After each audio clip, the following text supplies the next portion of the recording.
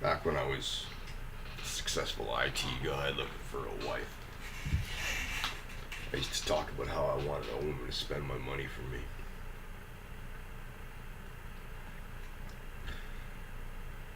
The thing is that I meant it.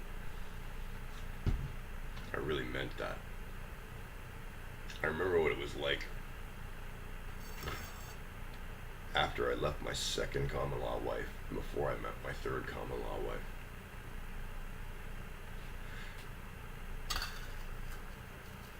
I went through a phase where I was just sleeping around like crazy. My daughter would be with me for a week and she had my undivided attention. And then the next week I'm a single guy and I'm not ready to have a committed relationship, but I want to get laid, so I'm out having fun. And then I got tired of that. I just didn't want to do it anymore. I stopped. And I went through this phase where at that point I'd see my daughter every second weekend and every Thursday evening. And when she wasn't with me, I worked.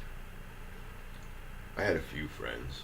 If my friends contacted me and said that they wanted to do something with me, then I'd reschedule things and shuffle things around and go hang out with them. And I'd have friends come to visit me. But the reality is that all I did was work.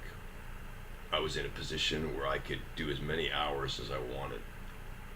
I was developing the software that allows the decentralized team of translators with knowledge of the medical domain to provide translation services to drug companies like Pfizer, including Pfizer. And if I wanted to work 60 hours a week, I could just work 60 hours a week. And they trusted me. I'd send them an invoice. They'd pay me by PayPal. No questions asked. I'd have a meeting once a week to discuss what was going on. Other than that, I'd communicate with email if I needed to. And I was just building out technology.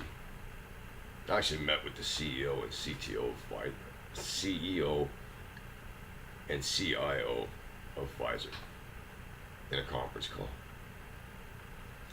And the reality of that life is that when you go shopping, when you spend money, when you buy things, your attitude is, I need this.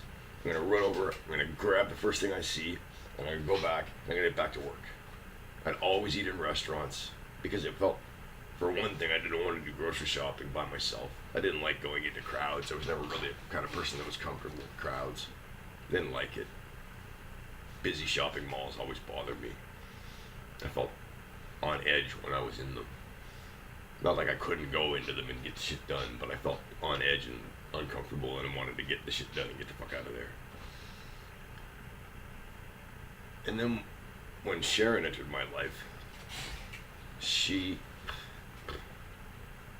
contributed very little to the household finances, but she was a really good shopper. She'd go online, she'd find deals, she'd comparison shop at the grocery store. She'd find ways to take things that were on sale and make them awesome. She'd look at what's seasonal, what's available, what's cheap, and she'd find these things and find ways to make our house beautiful and our life awesome in ways that I would not do by myself. The fact that she could spend my money so well enriched my life more than would have been the case if she'd have had a high-paying job. So when I say that I wanted a woman to spend my money, I genuinely meant that I would look at women and I go, okay, how are you going to be at buying groceries and keeping a household budget? How are you going to be at making my house an amazing home? I'm doing well. I'm in the peak of my career and I'm on the upward swing and things are looking really good for me, and as long as I have somebody to support me and I got stability of a home instead of just being a guy who's single in a place, that he pays rent on and doesn't feel any attachment to. I didn't want a partner with an education and a career to help me pay my bills. When I said I wanted a woman to spend my money for me, I really mean that. I don't mean like I'm some little bitch, some whipped little bitch, and she fucking takes all my money and I get an allowance from her like some Japanese company man. I didn't mean that. It's my fucking money. I'm the one fucking paying the bills. I'm the one fucking bringing in the money. But the fact that you can do a good job spending that money and stretching my dollars and getting more from my money, that was valuable to me. That was important to me back then. Now I'm just a fucking loser living in fucking poverty. But back then it was important. When I said I wanted a woman to spend my money for me, I meant it.